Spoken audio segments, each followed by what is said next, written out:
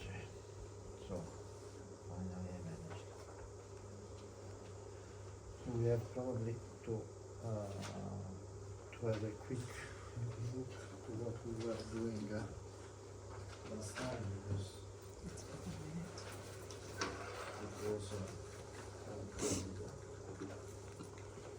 we have any question or something that you want to clarify?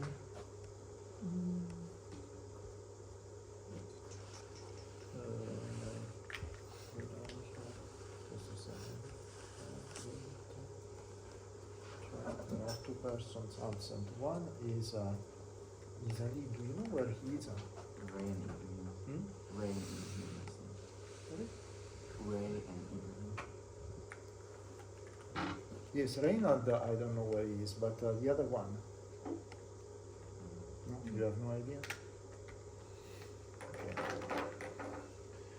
So, question, you have one? I was wondering if you could explain the permeability tensor again, like why is it a tensor, and what scale it's existing on, if it's different for each point within the Different volume, from? if it's different for each point in the volume, or if it's constant for each volume element. So,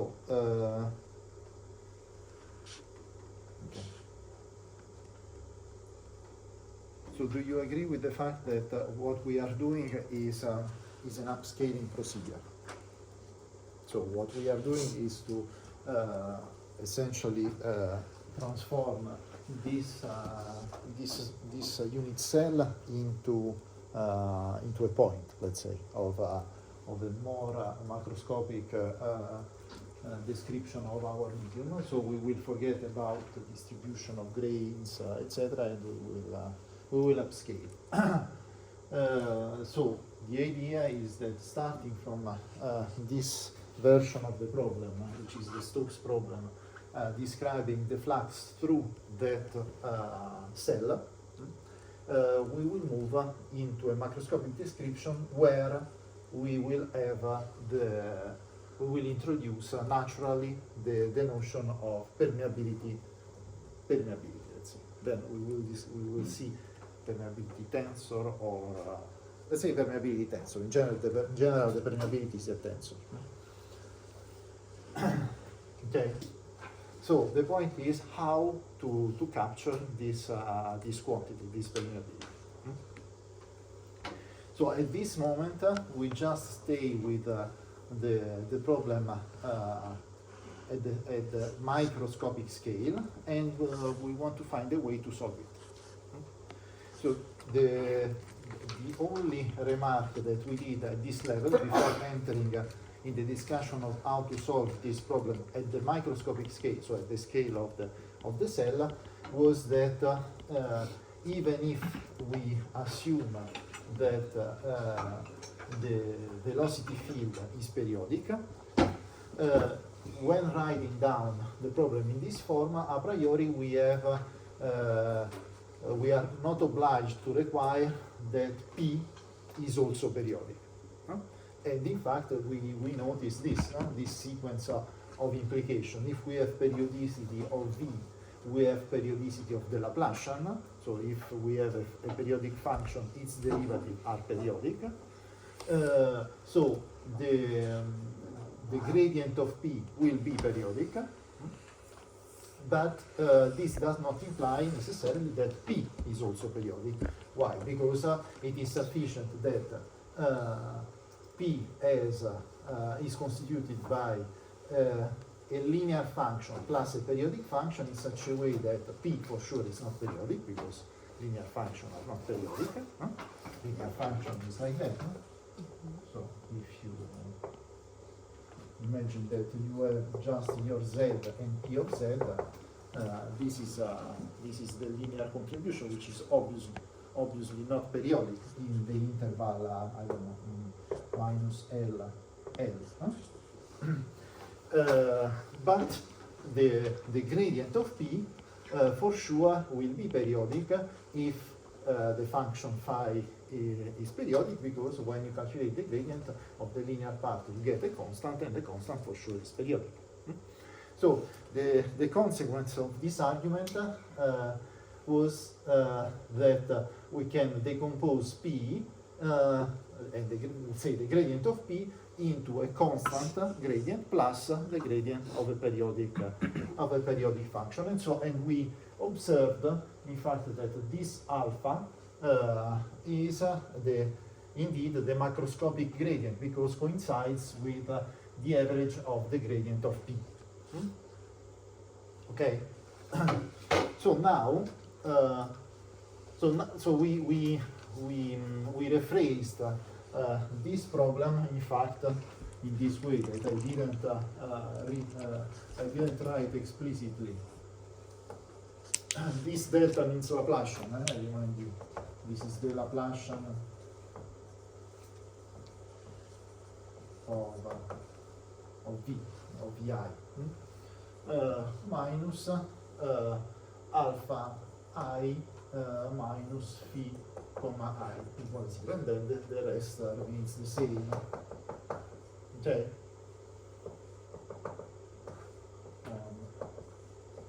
On the interface. Okay. So this is just a different way to write down the problem, in such a way to let appear as unknown of the problem only periodic functions. This means, on the other hand, the problem, because if you look at this problem, what are the unknowns? The unknowns are the velocity and this phi. No? This phi is what? Is the periodic part of the pressure. And on the other hand, the alpha is a parameter. So essentially what we are saying, when we play with this kind of problems that are constructed in such a way to identify a macroscopic scale quantity, the permeability in this case, the idea is that we have to solve these local problems with a force, a loading, which depends on macroscopic properties. Okay, so we will see this also in the case of when we are going to identify the biomodel. So essentially, here we are assuming that the flux through the cell is induced by a macroscopic gradient alpha of pressure, a macroscopic gradient of pressure which is alpha. Is it clear, this or not? Because this is the starting point. Okay. So the idea is that you consider this unit cell, you imagine that at the macroscopic level where everything is mirrored, there is a macroscopic gradient, for instance, 1 times E1. This doesn't work. This is your alpha given, and you have to solve this problem in terms of V and phi. But otherwise, if alpha was an unknown, but there was there is an equation missing, no? Because this is a vectorial equation, this is a scalar equation, the unknowns are the velocity and pressure. Okay. So now the point is, so what we have seen was I will not go again through all these calculations that we have seen together last time. So, but what is the meaning of this slide? Just the fact that as you are discussing also with my colleague Laurent Stenin, the most part of the boundary value problems that we solve, that we have to solve, are not solved in the strong form. They are solved addressing using a weak formulation, so a formulation based on written in an integral form. Okay, and so here we wrote the weak formulation, the integral formulation corresponding to our Stokes problem. Okay, so this version of the problem, which is written here, is the equivalent of that. So it's the strong, it's the weak form corresponding to this strong form. And you see that that one of the ingredients, in fact, disappeared. The phi disappeared from this formulation. This is just due to the fact that we have chosen the space of test functions, what are called here the U, in a suitable way, in particular in such a way that they are divergence-free test functions. But in general, we will see this later. I hope that I will manage to show you a numerical solution of that in the next classes. But we can keep the presence of phi if we do not assume this particular choice for test functions that has been stated here. Now you see here I said I consider test functions U such that they are omega periodic, sufficiently smooth, vanishing in the solid domain, and having a vanishing divergence. So essentially here I am assuming that the test functions are special ones that verify this equation. Okay.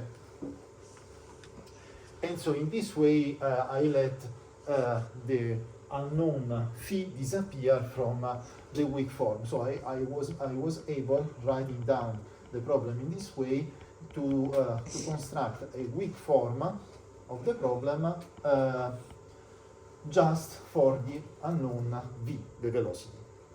Okay, so you have to keep in mind that this formulation here is the weak form of that, as you are looking, as you are discussing also with Laurent. Probably the problem is not the same that you are addressing, but really similar, because I think that you are discussing problem of linear elasticity, for instance, and this is definitely similar to a problem of linear elasticity, of incompressible linear elasticity, exactly the same problem. So now the question is,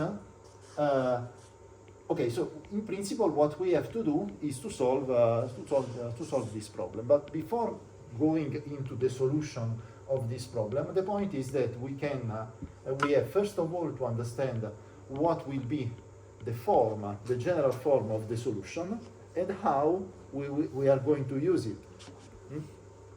Okay, so the problem, this problem, as well as that problem, are linear problems in terms of our unknowns.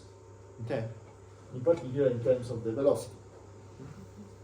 So as this is a linear problem, the solution will be linear against the loading. So the solution will be a linear combination of the loading. What is the loading? The gradient, the microscopic gradient of pressure, alpha. Okay, so I don't know what this Kijz is, because obviously this is the solution of the problem. Hmm? So I'm just saying my solution will have this form. So will be a linear combination of the alphas. So alpha is a vector, a constant vector. So the solution will be a linear combination of the components of this vector. Okay. So the index J lists the coefficients, the components of alpha. So you have, for instance, in this picture, two independent components of alpha, alpha 1 and alpha 2, and so the both components of the velocity will be a linear combination of the two components of alpha. So this is what we are saying. So we are saying that V1 will be a K11 alpha 1 plus K12 alpha 2, and V2 will be a K21 alpha 1 plus K22 alpha 2. So this is what we are stating. Obviously, as this is the solution of this problem, of the generic problem at the microscopic scale, these k's are function of z, of the position. So in fact, the solution is stored in this scale.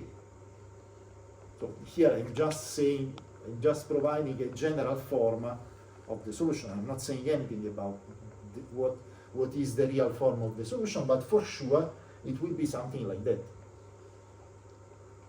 Okay. So in principle, when you have a linear problem, this is the main idea of when you play with every linear problem, you can take a unit loading. So you can take the case alpha 1 equal 1 and alpha 2 equal 0. And in this case, what will you get? You will get V1 equal K11 and V2 equal K21. No? So you will determine this K11 and this K21 starting from the solution of the problem for this particular choice of your alpha. No?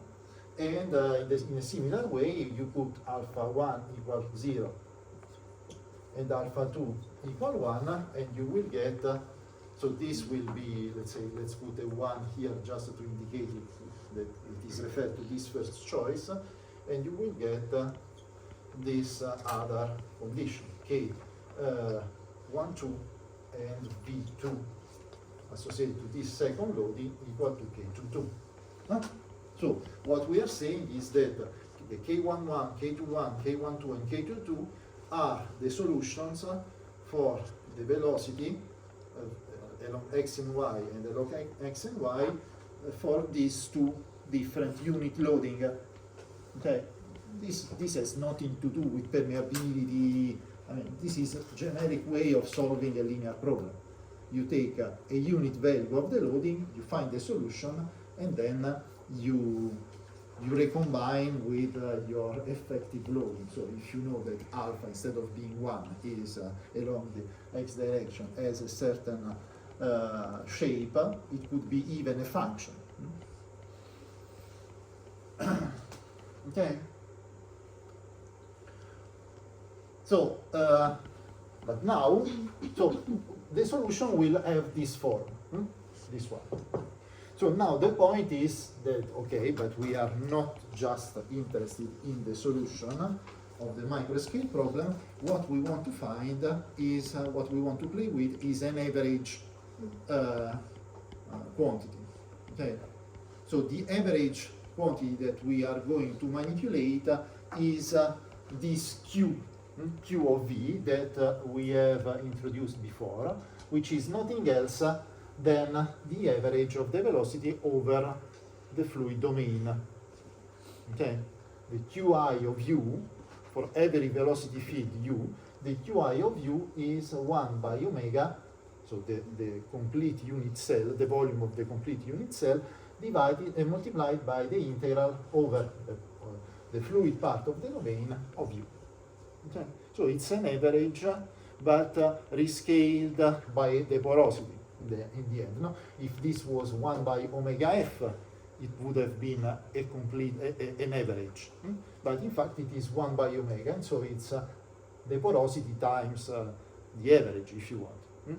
Okay, so it's an average over the cell. Okay, this is the way in which we have introduced the Q. Why we are interested in that? Because what we have discussed last time is that this Q, in fact, is nothing else than the flux through the boundary of the average flux through the boundary of our unit cell. So in fact, if you think of the way we introduced the Darcy law, when I introduced you the Darcy law, speaking about the experiment done by Mr. Darcy, I told you, okay, Darcy, what Darcy did. Darcy just imposed a flux, an average flux Q through a surface, and observed that from here to there was a gradient of pressure, a gradient of hydraulic head, and that the two quantities were proportional one to the other. So the target is to play with this object. Okay. This object is our Q. Okay. So this Q, in fact, is nothing else than the average of our velocity. So the idea is that, okay, so imagine that we have found the solution of the problem at the microscopic scale. We calculate the average of this velocity over the unit cell. So this is the moment in which we upscale information, when we calculate the average. And so we move from a microscopic level into a macroscopic one. Obviously, as we have this Q is nothing else than the integral. So this Q of u is 1 by omega, the integral over omega f of u in dv, and u we said that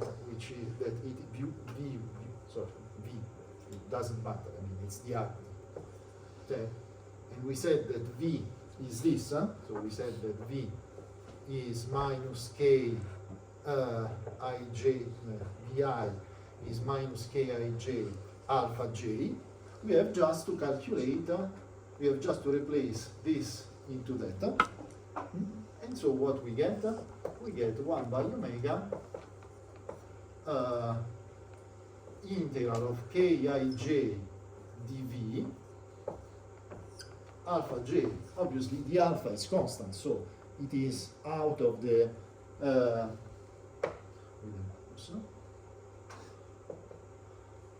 it is out of the integral, and so finally you get the point, you get the target result. You get that Q is what? Is minus something multiplied by what? By alpha j. So something which is what? Which is a tensor. It is the integral of this kij function of z. Well, obviously, when you integrate over z, you get a constant.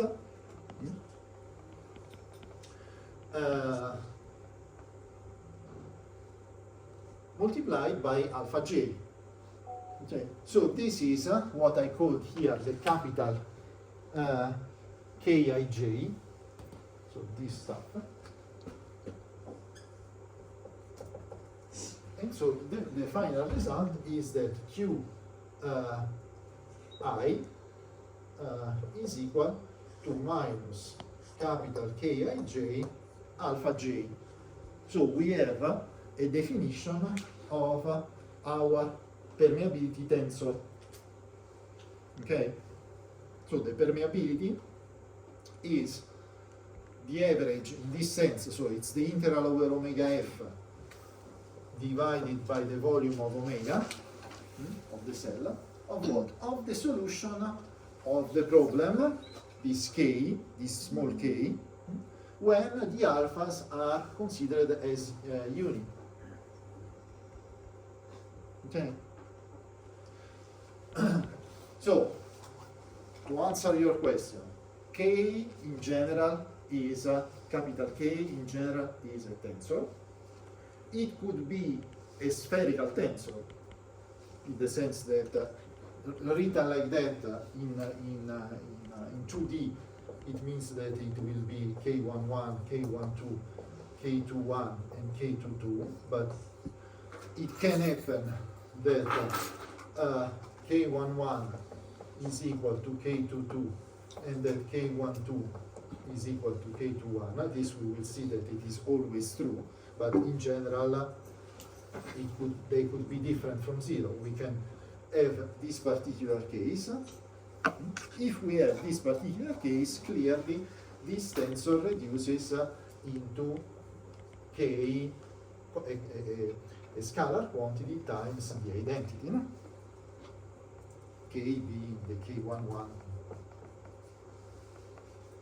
Okay, so, but this is just a particular condition. I mean, even thinking of the macroscopic problem, completely macroscopic problem, we introduced at the beginning the permeability as a scalar, but I told you this is not always the case. I mean, it depends. Permeability is a material parameter, somehow related to material parameter, not exactly, because we have seen that also the viscosity of the fluid flowing through the medium is important, but in any case it's related to properties of our medium. So if our medium has some anisotropy, obviously this would mean that you impose a flux along a gradient of pressure along one direction, and you will get not just a flux along the same direction, but also a flux along another one because of the anisotropy. Okay. Or you impose the same gradient of pressure along the x and the y and the x direction, and the corresponding velocity will be not the same. Huh? This also is an index, is related to anisotropy, no? Because the K11 and the K22 are different. Or if I say that imposing a gradient of pressure along the y direction, I measure a velocity along y but also along z, this means that this K12 is different from zero. Huh? So, permeability in general is a tensor. It could be, reduce to a scalar in the sense that it is a spherical tensor, so in the end the only significant parameter is a scalar, but this is a very special situation. In this context, as we are dealing just what happens to a unit cell, in fact we don't care of the fact that one cell could be different from the other. In principle, all the cells are the same because we said that the structure of our system is periodic, so this average quantity, the permeability, will be the same everywhere. So if I move from one cell to the other, I will get exactly the same permeability. So the permeability is a constant within this formulation. We will see then that later that it could be, this hypothesis could be relaxed. But in natural, permeability is not constant. Obviously, in natural, permeability is not constant. Why? Because permeability is related to the fact that the permeability is a tensor is related to anisotropy. The fact that permeability is not constant is related to heterogeneity. So if you have a piece of soil, obviously either you have a purely homogeneous material, okay, in that case it's fine. You should expect that permeability is the same in all points in the whole point, the whole set of points of your, in the whole set of subregions of your domain. But if your material, concrete, soil, whatever it is heterogeneous, which is pretty almost the case. I mean, every time we have some heterogeneity, the permeability as the Young modulus, as the shear modulus, as the strength, all these parameters are heterogeneous, and so they are not constant. But okay, if we remain in the case of an homogeneous medium, the permeability is constant. We will see if what we can do to introduce also a variability in that. Okay, so the result of this analysis is that we get a permeability tensor which is defined at the macroscopic scale. So in fact we are characterizing what happens at a certain point of our macroscopic continuum. Okay. Oh, so in the end, so this sequence here summarize more or less what we were saying, because we said, okay, essentially it's not indifferent of what I wrote here, what is written there. So I'm saying I calculate, so the capital Q is our average flux, so the average velocity, the average defined at the level of the macroscopic continuum. No? If you remember, at the level of the macroscopic continuum, we wrote V equal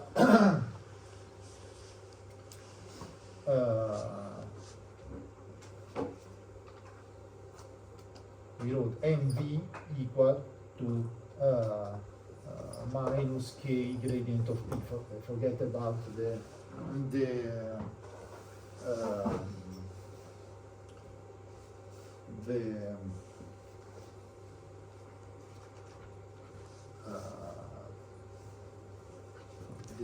weight. So consider that the weight is not relevant. So imagine that the flux is horizontal, for instance. Okay, we can put the hydraulic head, but here we are speaking about the gradient of pressure. So okay, so this is what we are calling here the Q. This is our permeability, and this is what we have called here alpha. Okay, so this is the macroscopic relation, and we are reproducing it at this level in this way. So when I write Qi of V, Qi of V for every V, V is what? V, as I wrote, is a linear combination of the K. So it is an alpha J Vj. Indicate with that Vj is this. It's this superscript index. It's not a component, that Vj that you see there. Okay, so this Vj here is not the first component of the velocity. It's the velocity due to this first choice of alpha. Okay. Do you understand this or not? It's exactly the same story that we wrote here.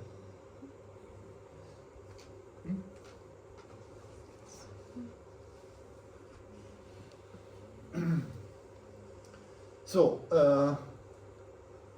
the conclusion is that from this sequence that Kij is nothing else than the minus of Qi, so the ith component of the flux associated to the velocity field V due to the alpha oriented along the J direction. This is exactly what I wrote here. No? Imagine that this is the choice 1 and this is the choice 2. Okay, so in this case you see this one which remains fixed as it is written here, V1 superscript. So it is the first choice of alpha which provides this velocity, and then you have the two components I running from 1 to 2. So you have K11 and K21. The same for the case 2. Okay? So you see that what is written here is exactly what is written, what was written there. So sorry, here there was a minus. Everywhere there was a minus. Because we define the solution this way with the minus in front. Okay? So the Kij, so this is, I told you already this last time, this is not just a theoretical definition, general definition. So this is the way in which the permeability must be calculated. So you have to solve the problem at the microscopic scale with this loading and with that loading, and then calculate the average of the two velocity fields, this one and that one, to get the four components of the tensor. It's an operational definition. Okay. So now, what can we deduce again without solving directly the problem? What can we deduce from these properties, from this definition of K? In fact, we can deduce two important properties. First of all, the symmetry of K, and secondly, the positive definiteness of K. So, because for the moment, what we know is that K, for instance, in 2 dimensions, is a 2 by 2 matrix, and in principle, if we don't focus on these aspects, this is not necessarily symmetric, but indeed this is not true. We have symmetry. Why? This comes from the form of the solution.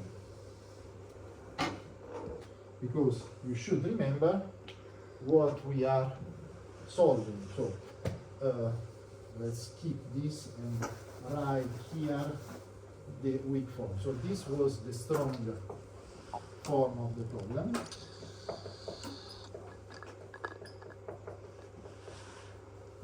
And the weak form was this.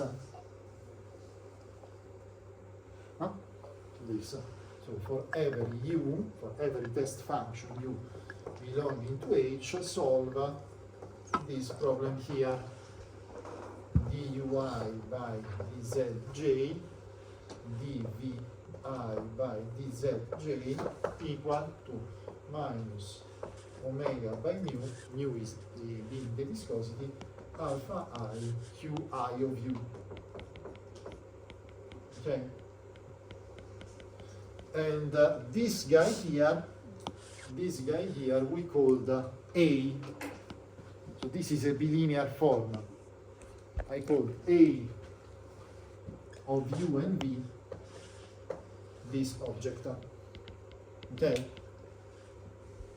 So what is nice of this A of u? So in the end, this weak form, this is the weak form of the problem. This weak form can be rewritten like that. AUV equal to minus omega by mu alpha I qi of u.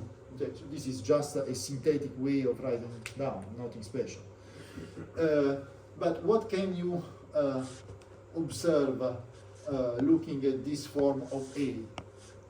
This A is completely symmetric. If you invert the role of u and v, nothing changes. No?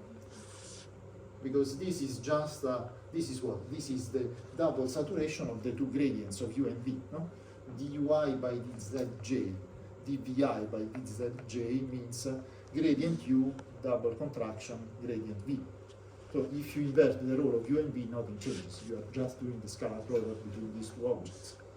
So this A of U and V is symmetric. Is the same as A VU. But now,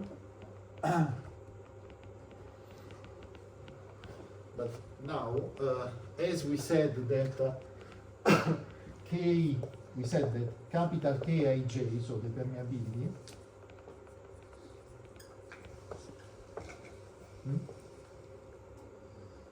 we said that the permeability is the minus Qi of Vj, no? Okay. But this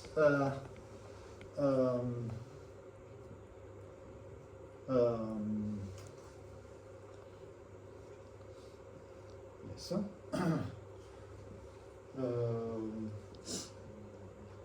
Yes. So now the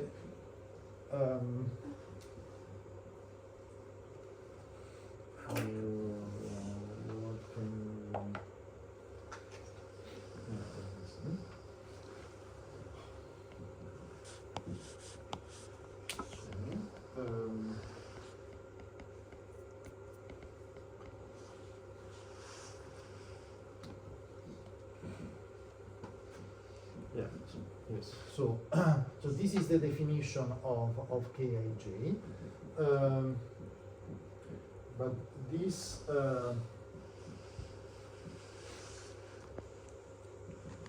yes, but according to the symmetry of A, so what we can say is that as A of U and V is equal to A of V and U, we can take U, so I remember you that in writing this, U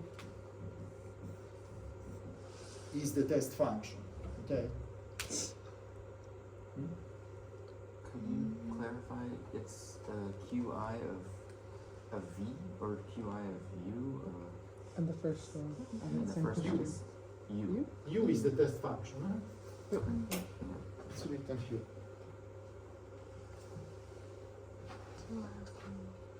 Yes. Thank you. So this is a U.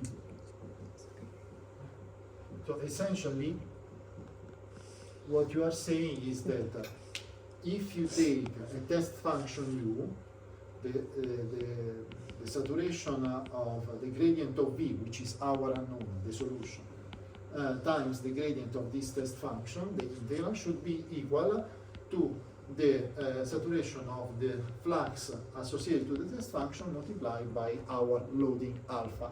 But this you have to test for every U. Okay. So this is the problem that we have to solve. So now, as we said, A is symmetric. So for sure we can write it like that for considering the Vj, so the velocity associated to one of these choices of the alpha vector. This is j equal to 1, and this is j equal to 2. Okay.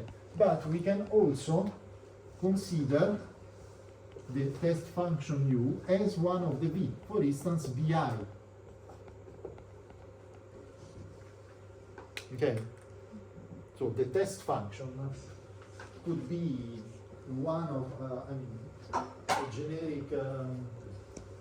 generic function, and as the u, the test function, are satisfying also the divergence equal to 0, a solution of the problem is also a test function. Okay. This because of the way we have constructed the space of test functions. We have chosen the space of test functions in such a way that they respect the same condition as the solution of the problem. So among the space of test functions, there are also the solution of the problem. So if I take just one of them, the v associated to j equal to I, subscript, So it's this, it's not the component, it's the velocity field associated to this choice or that choice. You see the symmetry. Huh?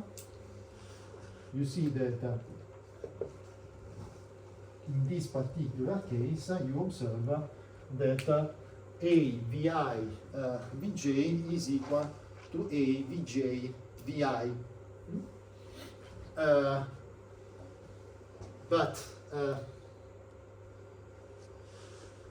So now, what can we conclude from this?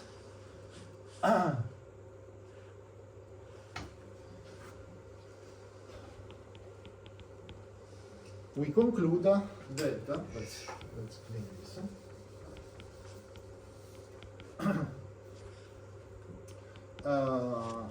We conclude that as the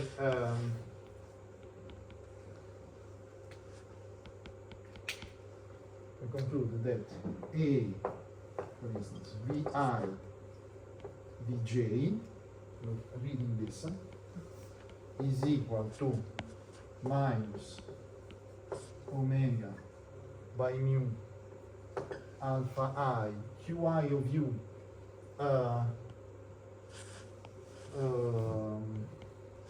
let me use another delta, alpha k qk of v, so the test function here is vi, okay? So I wrote this weak form in this particular case, okay?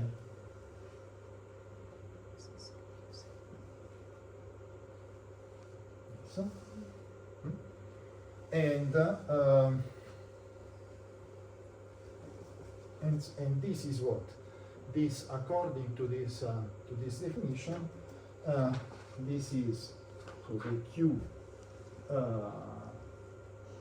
k vi is so this is omega by mu alpha k k k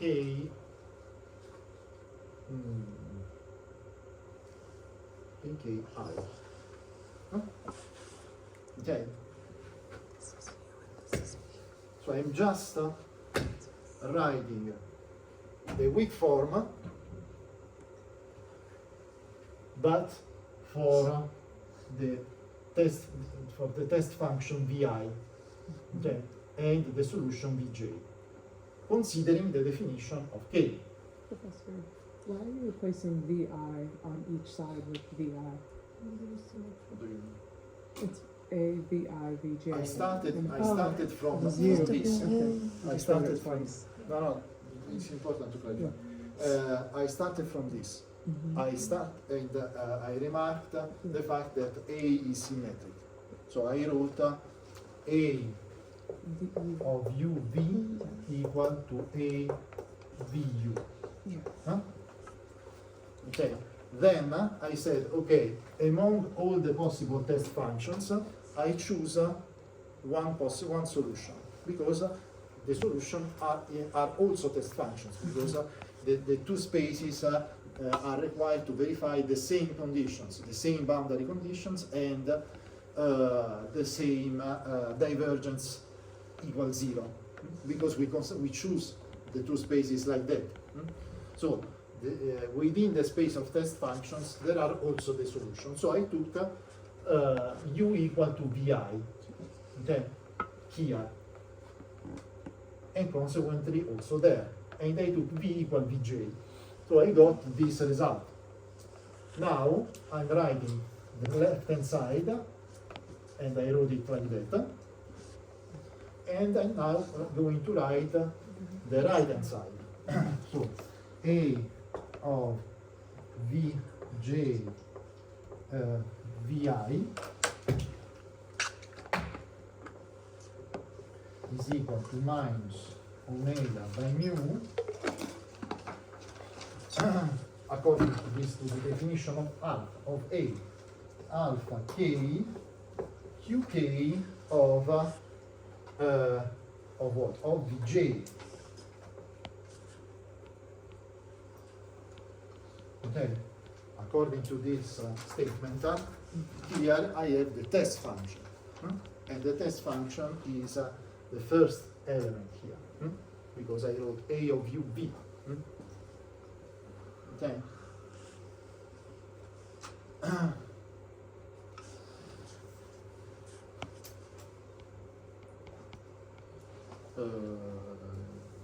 So.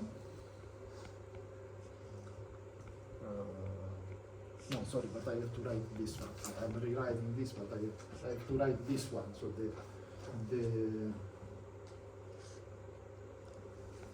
yeah, okay, it's fine. Vj, okay.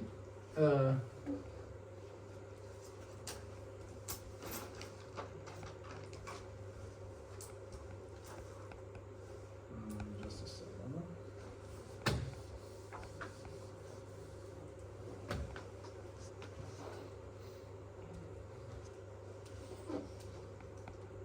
Yes. Okay, so this so this gives me omega by mu alpha k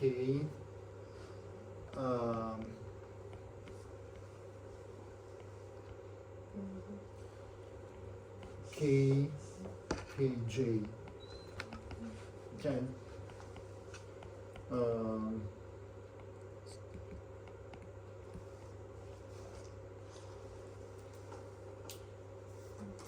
Okay. And so now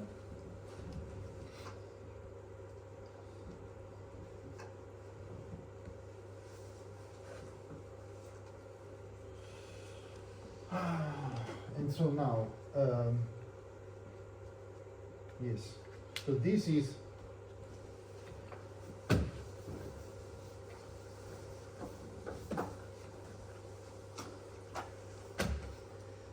so now what happens that here this is the test function, so here the di here plays the role of test function. And here the Vj plays the role of test function.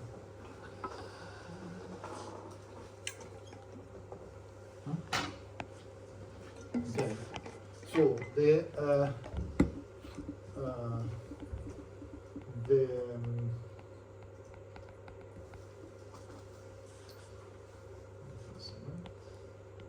but I should let, yes. So if now I write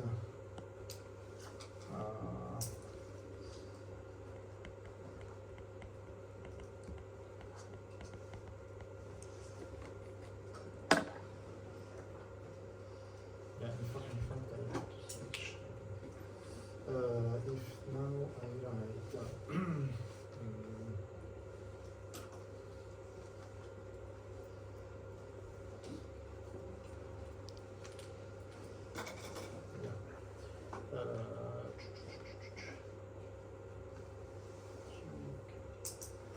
yeah, but in fact it's straightforward, but I used not in the good way, I think. Let me see. So this is correct. Huh?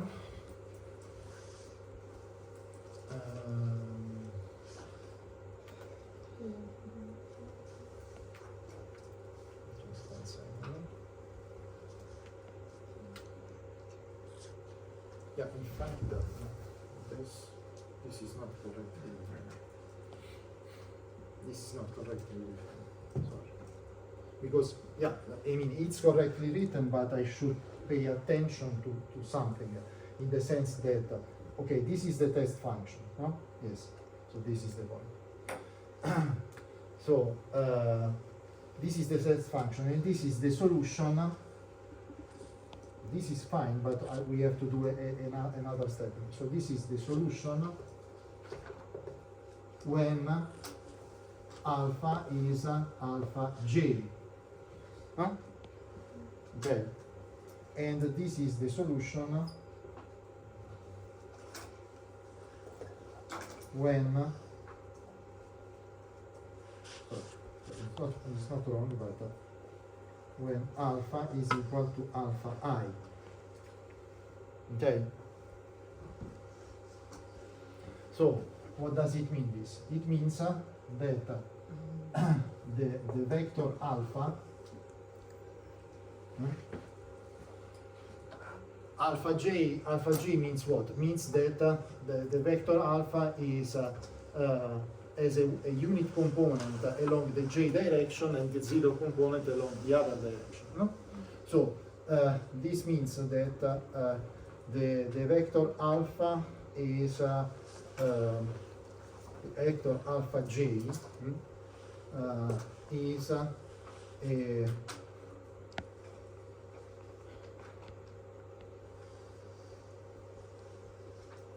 is a delta j k e k. Okay, so it's more complicated to write than to tell, in the sense that this alpha is indeed this alpha k. It's correct, but it's this alpha, so it's like that. Huh? So this guy is only, so this is equal to 1 only when j is equal to k. Okay. And the same here, this is an alpha I, so this is I, and so this is equal to 1 when I is equal to k. Okay, so this means that in the end this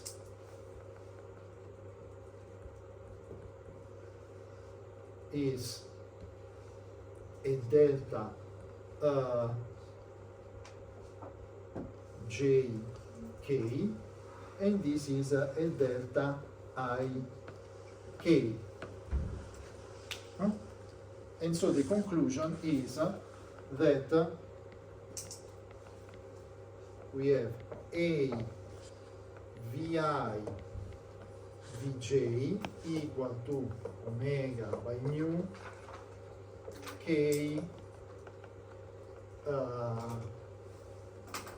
ji here, and here we have a vj vi equal to omega by mu k ij.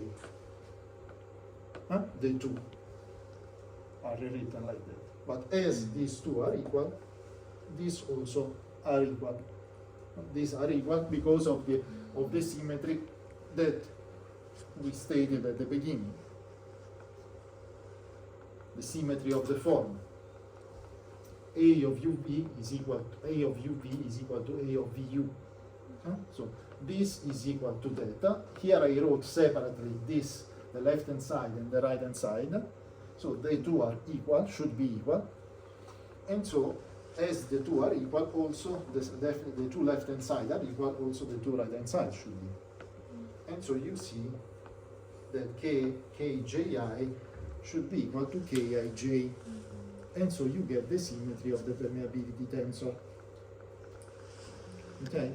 So in fact, is because of the symmetry of this bilinear form that you get the symmetry of the permeability.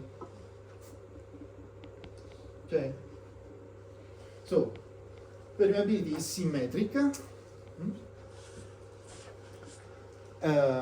And another property of permeability that is still deduced from the properties of A is that it is positive definite.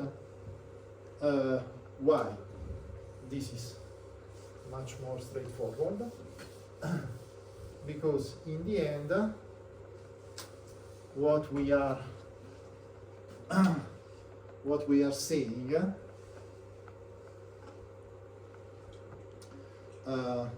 is this. So now we wrote A vi vj omega by mu kji, no? And vice versa here. So in the end, what I can write is this, that A VV, considering that V can be written as alpha I VI or as alpha J Vj, no? So a linear combination of the alphas times the solution associated to the unit vector. This means that this will be equal to omega by mu, or what? This is a bilinear form, no? A is bilinear, huh?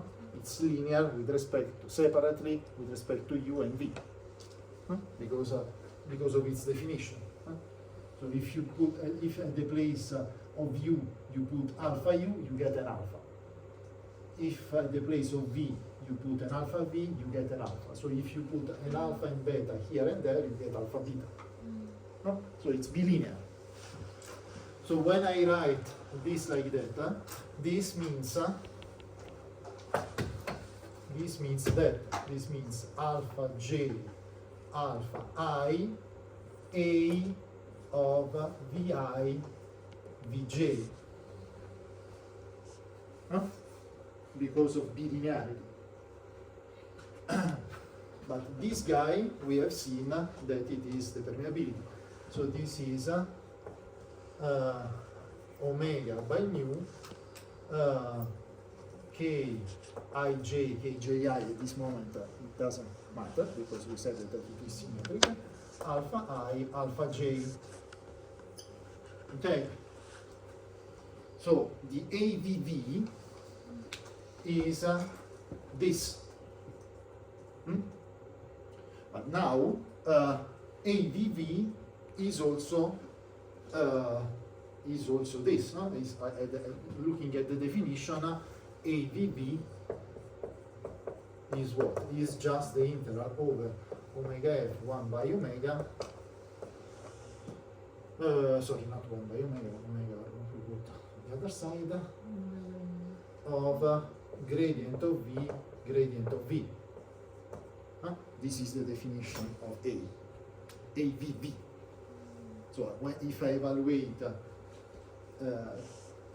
A not on u and v, but on VV, I get this. So this is what? This is the integral of the square gradient of V. Huh? Okay. So this is for sure positive. Huh?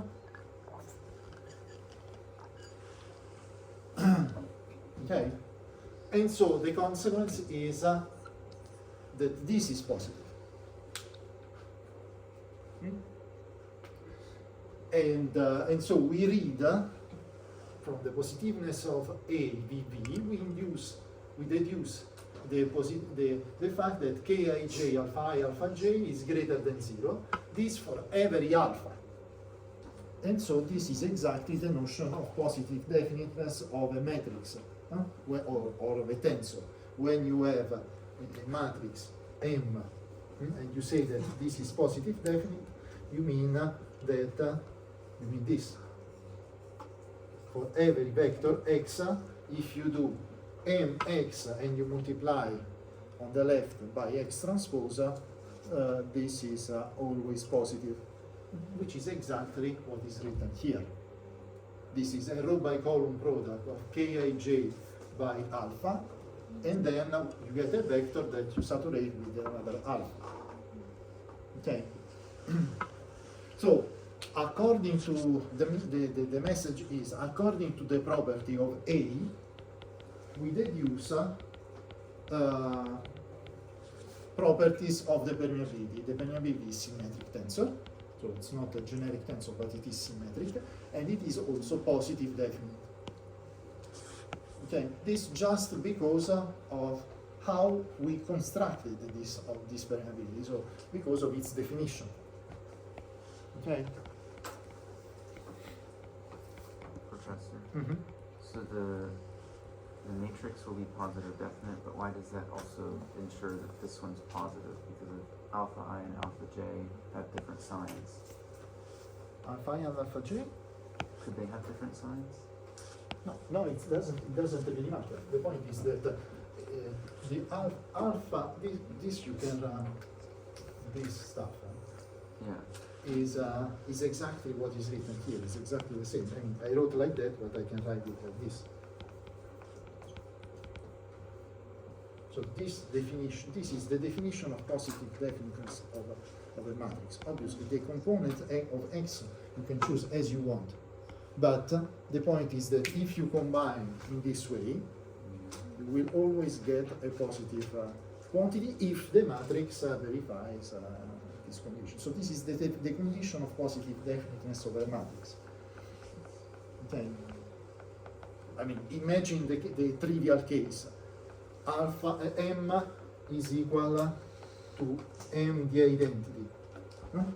So this means saying this would just mean X transpose X M greater than 0. X transpose X gives you x1 square plus x2 square plus xn square, because you X transpose X is just the scalar product between the two vectors, times M. So it is sufficient that M is greater than 0 to have positive definiteness. Obviously, if M is a complete matrix, you have to test this condition, which is more general. Okay. But this must be true for every X, but this is exactly the case, because alpha could be whatever you want. Could be 1, 0, 0, 1, but you can choose it as you want. This is the idea. So, as you can choose the alpha as you want to get different velocity fields, and always you will get A of VV positive. For sure, this quantity must be positive. And so this is the concept. The consequence is that the K is positive definitely. So this is an important point, because we are not just defining the permeability as the average of these solutions of the microscale problem, but we are also deducing some properties of this tensor starting from its definition. Okay. So now we can do a little step forward. So once again, the target, I mean the final target could be, okay, let's solve the microscale problem, calculate the average and find the permeability. The point is, sometimes even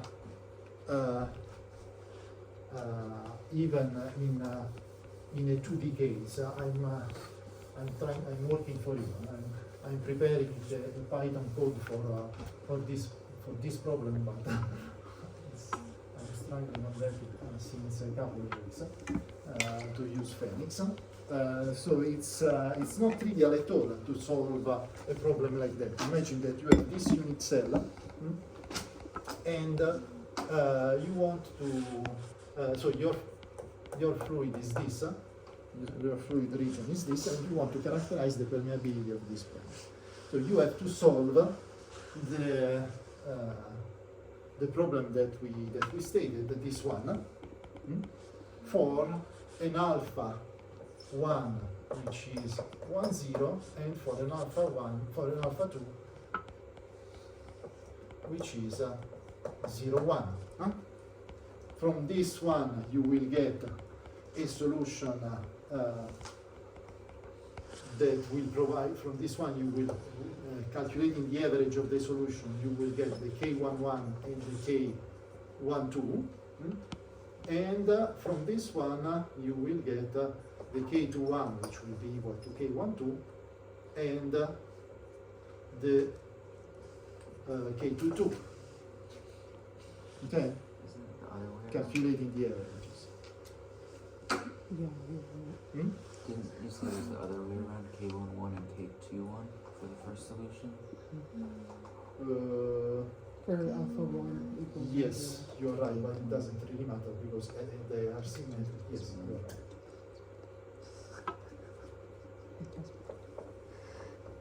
Yes. In any case, they are symmetric. So we discovered the symmetry, so we don't care too much. Okay, but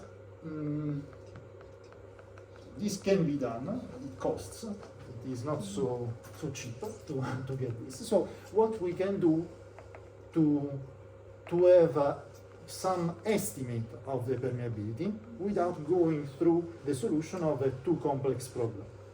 Because then this is in 2D, imagine in 3D it will be even more expensive to solve. So the idea now is to discuss about bounds that we can establish for the permeability. Okay. So instead of finding the value of the permeability, we will conclude the permeability is the K11, for instance, is lower than a certain point, or greater than a certain point. So first estimate is the lower bound approach. Okay, so this I probably need to clean. So let's start from here. So what is now the idea? Once again, the starting point is the weak form. So you have seen that the weak form, we have seen together, that this weak form was obtained starting from the strong form, multiplying by test function, doing integration by parts, manipulating a little bit, and we got this form here. In several circumstances, and I think that you are discussing also this with Roman, in several circumstances, a weak formulation can be obtained via the minimization of a suitable functional. For instance, classical elasticity, you have the strong form, which is the balance of force together with equilibrium, together with Hooke law. Then you construct the weak form, but this weak form can be obtained as the minimization of the total energy, which is the elastic energy minus the energy associated, minus the work of external forces. Okay? Here is the same. In fact, even this problem, this weak form here is can be obtained as the minimum of a suitable functional. Okay? So the functional, the functional we are discussing about is this one. So I have to clean this part of the one. So what I'm saying now is that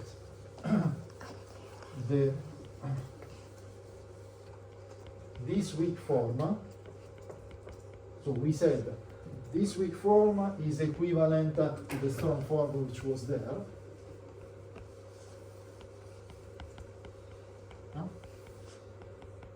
Laplacian Z of VI. It was with a mu. I put it. Yes. Minus alpha I minus phi comma I equals 0, Vi comma I equals 0, and Vi equals 0 on I itself. Okay. So we said, okay, one is equivalent to the other, but now the point is this weak form is equivalent to the minimum, to the minimization of that function, 1/2 A VV plus omega by mu alpha I of QI of V. So I want to minimize this stuff with respect to V. So I imagine that you have seen how this minimization this minimization works. But here we will find it back. So let's let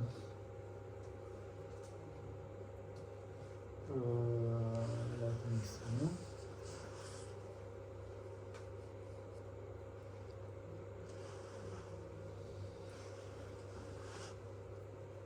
Yes. Essentially, so before entering in the discussion, what we can do is to verify this equivalence. So how the minimization is done? When you have to find the minimum of a function, what are you doing? You calculate the derivative, no? You calculate the derivative and you put it to 0. So here it's the same. Obviously, it's less straightforward. I think that you have seen this with Varane, but for sure you will. By the way, you told me that, and you also told me the same, that you never have classes in finite elements. This is absolutely not true. No, the students of FE of MSE you had with Gregory last year, huh? But all of you had in Trento. Yeah, we have. So you are reasonably familiar. Okay, so what is the way in which we prove this equivalence? We have just to write the essentially this we call f of v. This is the functional f of v, f of v. So in order to calculate we calculate in fact the differential. We calculate the f of v plus delta v minus the f of v. This is the way in which we calculated the derivative, essentially. Or if you prefer, we can write it like that. Sometimes it's written also like that. Epsilon eta. Okay. It's the same. The idea is that you calculate the difference between f of x plus dx and f of x. Exactly as when you do the differential. When you do standard derivatives, you know that f of x plus dx minus f of x is equal to what? Is equal to f prime x dx plus higher order terms. Okay, so this is exactly what we are going to do here and prove that the analogous of this object, in fact, is this. Okay. So, if you do this calculation, so you have to calculate f of v plus epsilon eta. So you have to replace, so you have 1/2 of a of v plus epsilon eta, v plus epsilon eta, plus omega by mu,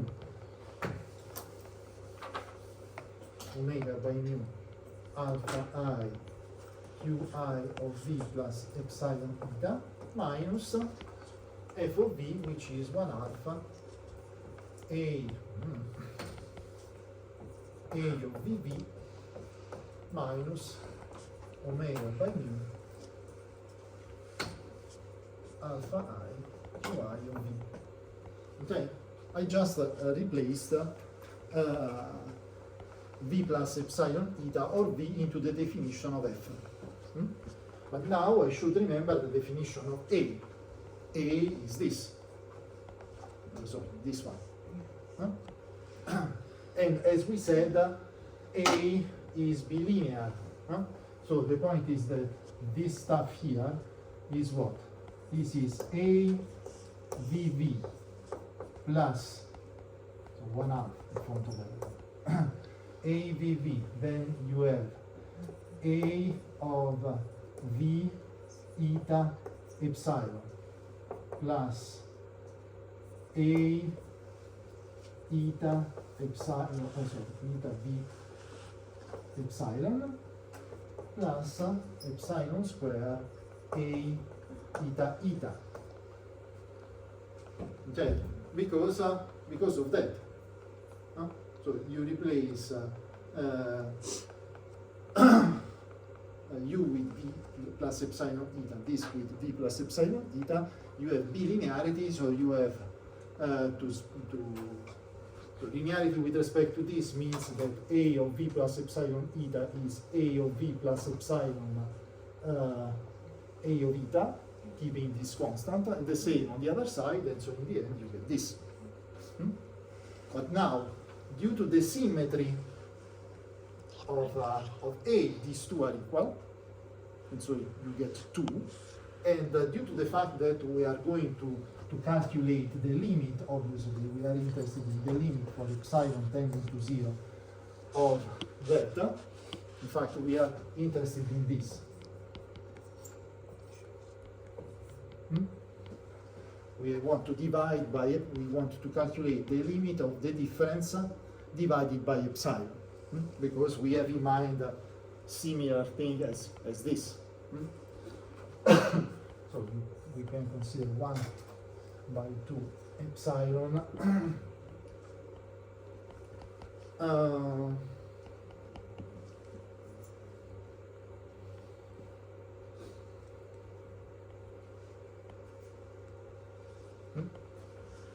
okay. So in the end, what do we get? We have that these two sum to 2 epsilon A of V et eta is this let me so this is what, so in the end this difference, so this was just this part, okay. So now what do we get? So we have limit for the epsilon tending to 0 of what? Of 1/2 epsilon A VV plus 1/2 and 2 simplifies, so the epsilon simplifies 2, and so we have A of V eta, or eta V is the same, plus 1/2 epsilon A of eta eta. So this is what comes from this term. Then you have plus omega by mu alpha I. Also this obviously is linear, Q, so this is Qi of V plus epsilon Qi of theta.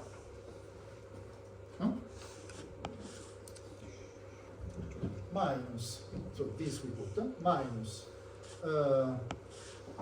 1/2 epsilon ABV minus omega by mu epsilon alpha I Qi of V. Okay. So I just replaced, I didn't do anything more than that. I just replaced all the terms. So now, let's have a look. You have that this and that are the opposite one of the other. So they cancel out. This with that. And the same for this with that. You see, you have omega by mu epsilon alpha I Qi of V minus omega by mu epsilon alpha I Qi of V. So this cancel out with that. So what does it remain? We have to calculate the limit for epsilon tending to 0. This doesn't depend anymore by epsilon. No? This is linear with respect to epsilon, so when epsilon tends to 0, this goes to 0. This epsilon simplifies, so it remains. So what we get is A of V eta plus omega by mu alpha I qi of eta. This limit we want to be equal 0, no? So this is the minimum, the condition that we are looking for. Exactly as when we say the derivative of a function should be 0, we say this increment of the function should be 0. And this for every eta, for every increment. Okay? And so now you should just look at this and compare it with that. It's exactly the same statement.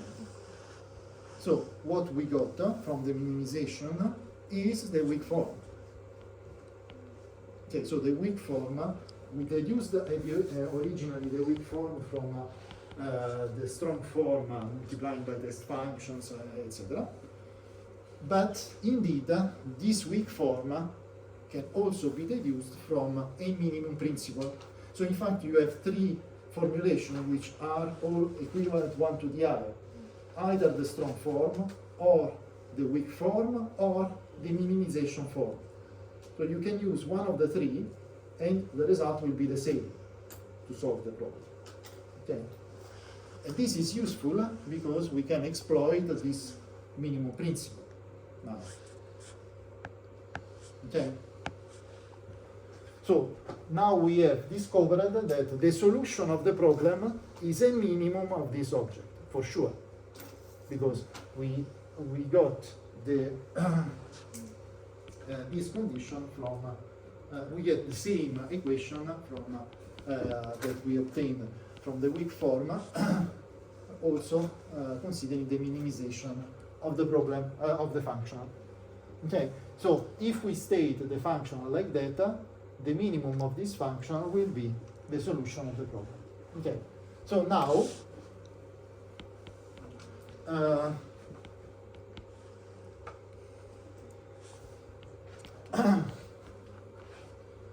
yes. So as this is the case, we can rearrange things in this way. It's useless that I write because it's already written here. So now, if we consider any element V prime as the summation of V plus delta B, where V is the solution, so V is the quantity that minimizes the function. Okay, so consider that now,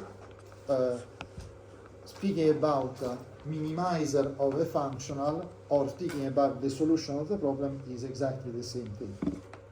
Pay attention because obviously it's not always the case. So it's not always the case that every strong form has a weak form which is the minimum of a function. It could be, but it is also possible that you have no way to construct a functional whose minimum provides you the weak form you want to solve. In this case, it is, and so we can exploit this additional property. Okay, so let's decompose V prime, the generic element of the space, as V, the solution of the problem, plus an increment. So if we do that and we replace V prime into F, what do we get? Exactly the same calculation, similar calculation as we did there. We get F of VV, let's say A, we calculate this stuff, it will be F of V, plus 1/2 of, I need to redo, I don't think it's necessary. So if if you replace within at the place of v prime v plus delta v, you will get from this you will get na vv, na delta v, and 2 times a v delta v. Do you agree or not? I have to write. Better. It's exactly the same calculation that we did here. Nothing different. So I'm just saying, let's calculate the f of v plus delta v with that definition of f. Okay, so this is v prime.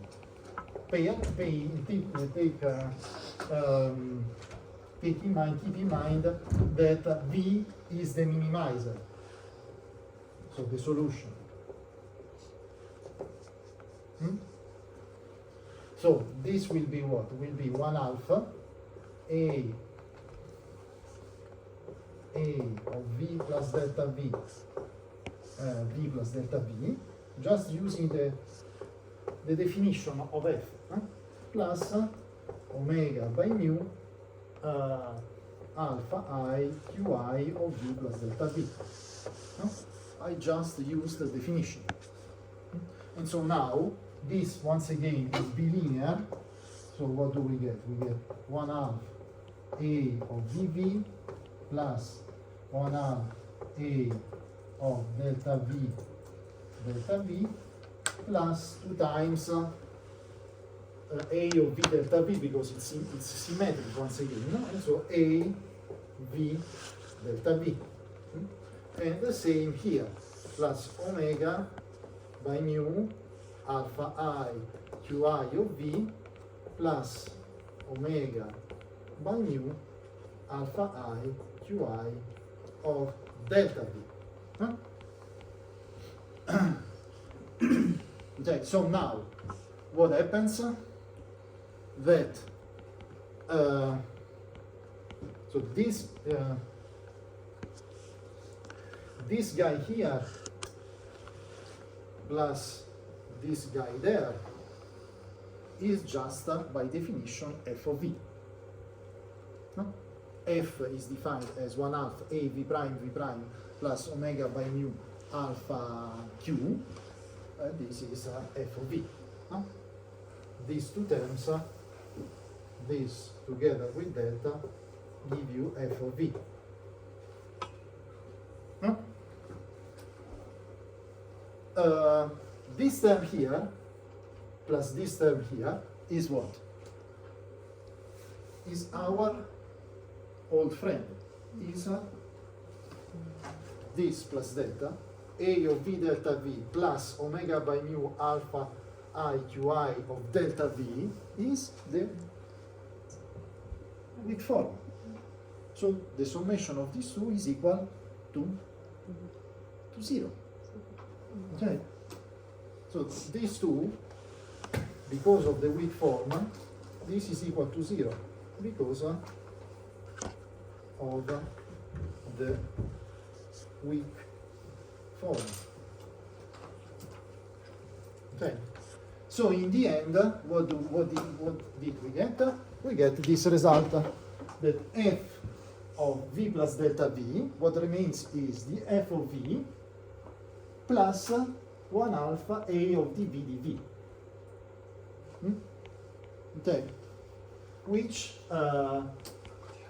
tells you that obviously this is positive because of a, and so f of v plus delta v is for sure greater than f of v. So once again we are saying, okay, this v that we have found as the solution of the weak problem, as the extreme of the function, is indeed a minimum, because whatever other function you put here, you get a value of f larger than f of v. Okay? So this is the statement that v is a minimum.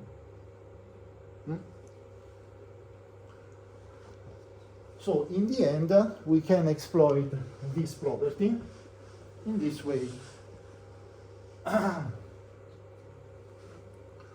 So now the conclusion is that.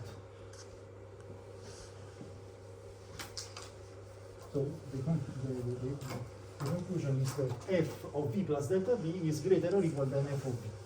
It looks trivial, but it is not.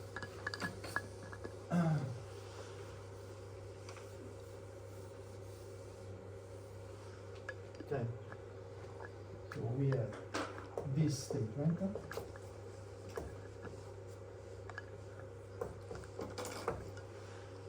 Greater or equal, because I can choose delta v equals 0, and so it will be the same. No? So v is a minimizer solution of the problem. Now we should come back to the definition of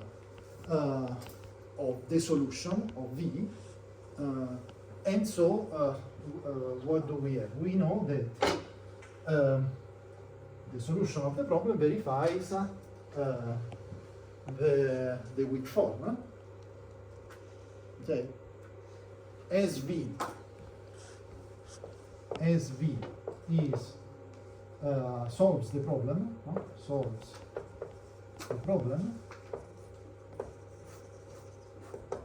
This means that a of u v plus omega by mu alpha I qi of u is equal to 0 for every u. Huh? Okay, we said plenty of times, so now it should be obvious. In particular, as we said that u are test functions, but u and the space of u and v coincide, I can take a dv. Huh? So the consequence is that a dv is equal to minus omega by mu alpha I qi of v. Huh? And this, we said, what is this this equality? No? I wrote this before. This is equal to alpha I ki j alpha j. We wrote before. So when I calculate ADV, it was the way in which we have proven that the k was positive definite.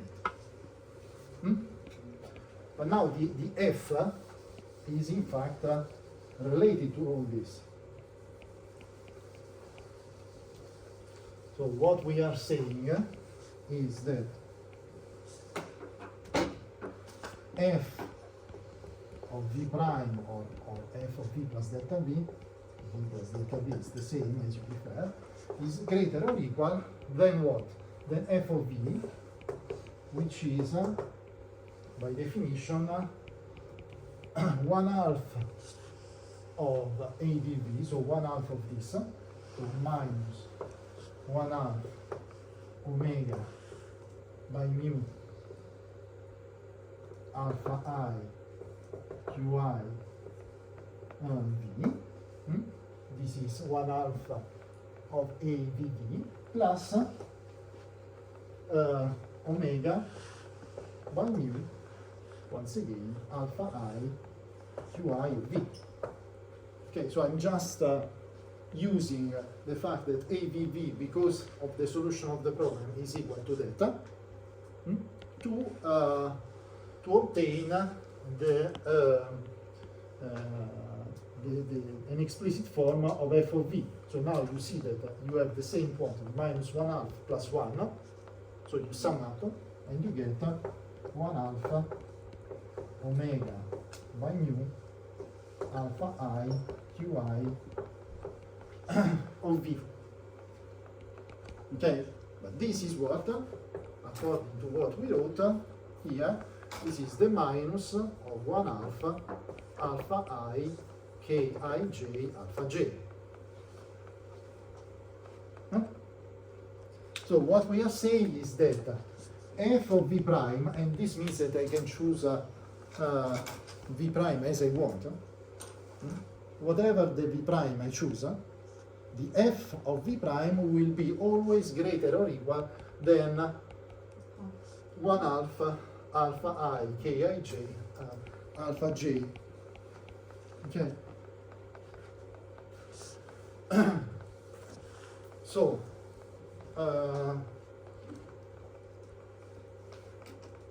so now this is the result. So this for f of v prime we take the definition, which is stated there, and so this is the inequality that we are going to play with. Alpha I k I j alpha j greater or equal than it was this smaller or equal, but there is a minus, so you change the sign and you get this. So alpha I kij alpha j greater or equal than minus mu by omega a v prime minus 2 alpha I qi of v prime. This is 2 times f of v prime.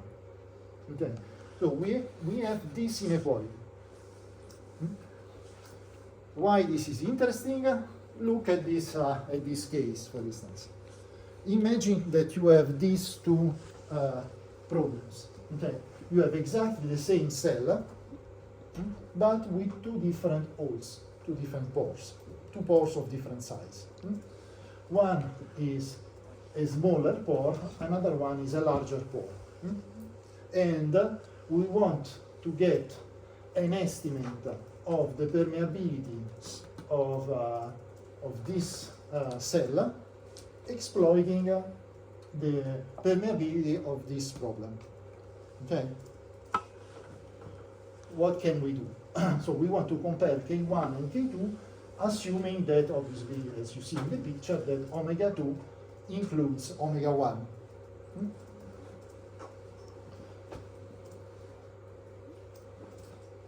So in fact, what we can do is to take this as our real problem. Okay?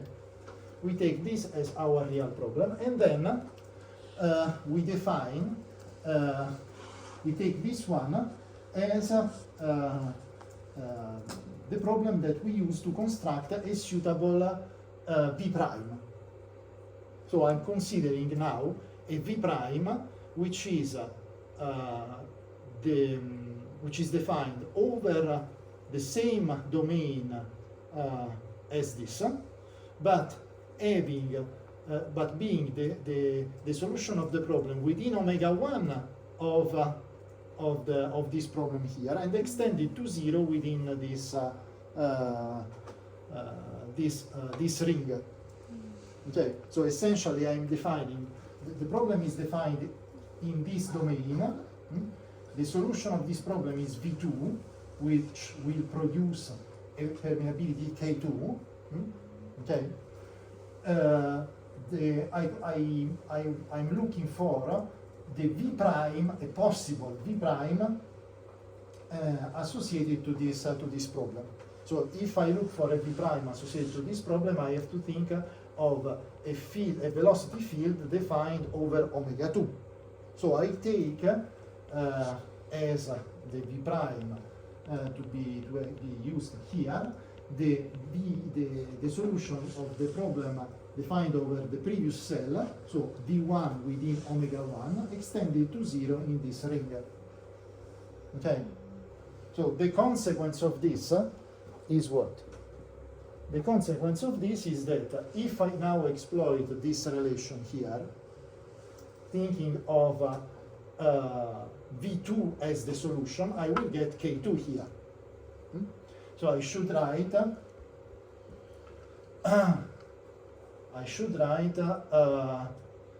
alpha I kij2 alpha j is greater or equal than minus mu by omega A2, but this 2 is meaningless because A doesn't depend. So in fact, I should cancel this.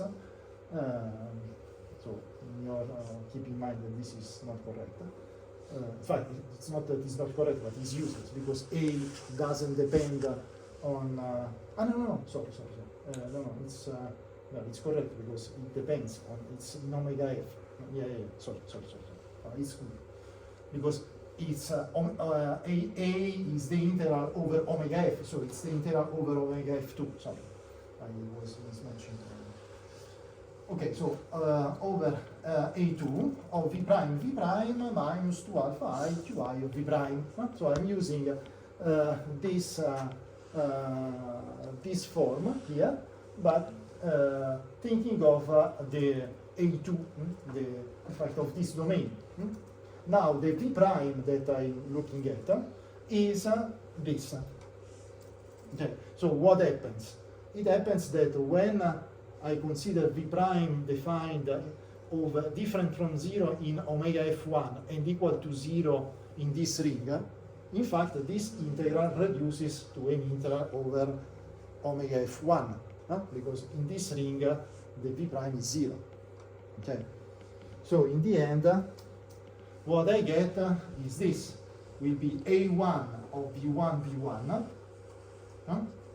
because within this ring it will be v1 out of this ring is 0 minus 2 alpha I qi of v1. I put v prime, but in fact it's v1 because the v prime is v1. Okay. Now, according to the fact that so in fact what I did, I used this, I mean this is the real solution that I'm looking at, but I extended to 0 the solution of the problem within a smaller pore in such a way to have the solution defined in the same domain as omega f2, and in order to exploit this inequality. Okay, so now these two objects are correctly defined here, no? Because okay, I extended the velocity, but I extended to 0, so clearly this ring does not provide any contribution. And so the summation of these two, I have to use the definition of A11 of A v1 d1 and of alpha I qi of v1. So exactly as we said before, this is because of the weak form. This is alpha I of qi of v1. Okay, this one. I mean, you have to consider that the weak form is always valid, and as v1 is the solution of the one problem, that term, the first term on the right hand side, because of that, will be equal to, so you have to think of a1 of v1 multiplied by mu by omega with a minus, so it will be equal to alpha I qi v1 minus 2 alpha I qi v1. It will give you minus alpha I qi v1. No? Yes, so this is exactly what I'm saying.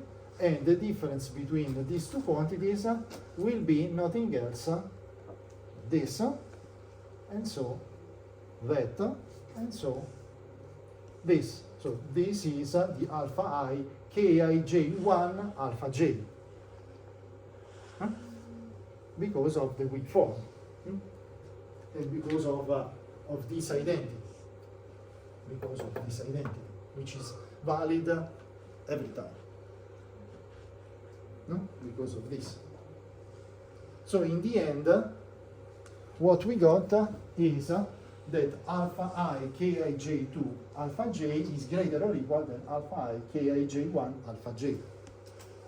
So if, which looks trivial, but in fact it's something that should be proven, and this is exactly what we did. So using this minimization principle, what we got is that and this obviously is valid for every alpha. So alpha I kij2 alpha j greater or equal than alpha I kij1 alpha j means that the kij2 is also bounded from below by this K1. Huh? So if you use K1 at the place of K2, you will get a lower permeability. Okay. And so this is exactly the idea that can be exploited. So I can give you this example, and you can think of that. So imagine that you have this assembly of three-dimensional spheres. Okay, so these are your grains, and this is the unit cell. And we want to characterize the permeability of this problem. Okay. So the idea is that we have, once again, as we said plenty of times, we have to consider the two conditions, alpha equal to 1, 0 and alpha equal 0, 1. Huh? The two unit vectors. Okay. So here I consider just the first one. So minus alpha is just a scalar here, so it's even useless. I mean, I can put 1. Oriented along E1. Okay. So this is my gradient, macroscopic gradient of pressure. And so I take this unit cell and I'm pushing with this macroscopic gradient of pressure. So what is the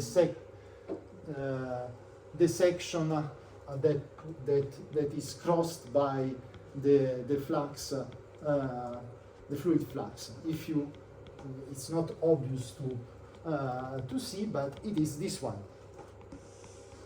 So according to the fact that you have these spheres, this not quarter, this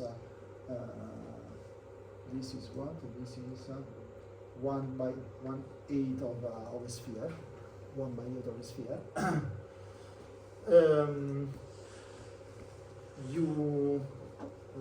The section that is crossed by this by the flux is this. So in principle, you have to consider all the sections, obviously the 3D object, and you have to solve the problem in that for that geometry, which is not trivial at all. So even for an assembly of spheres, the problem is quite complex. So what can you do? Okay, you play with your numerical stuff, which will take some time, or you can say this: you can exploit the result that we have proven now. So what we said was this: if you have this geometry, so the flux through this white region, will provide a certain permeability. The permeability that it will be associated to the unit cell constituted by, a solid region which is just out of this circle, the permeability of this will be lower than the real one. No? So we are comparing.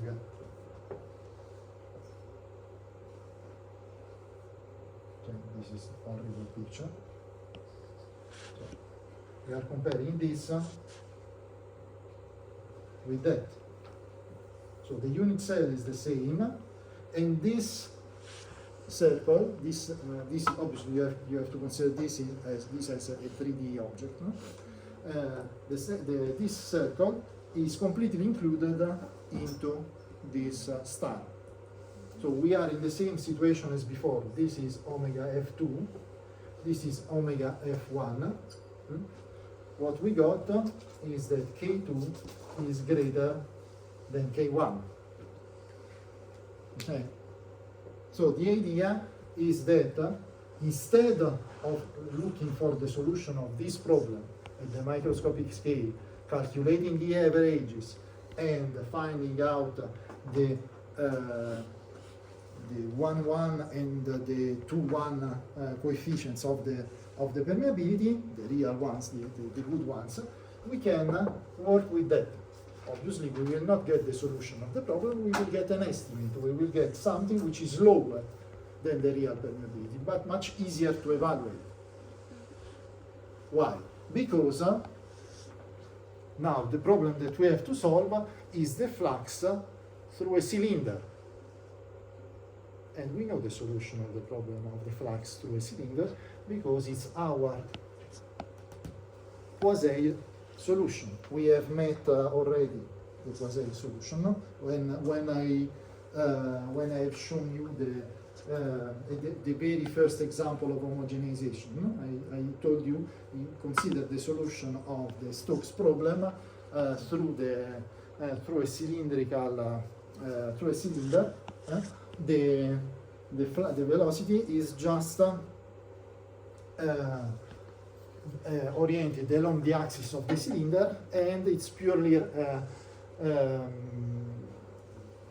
depends on the radius. No? It's a profile like that. So if this is the section of the cylinder, the only component is the one along the axis, and it's a parabolic profile like that. This is the Poiseuille solution. Okay, so we know it.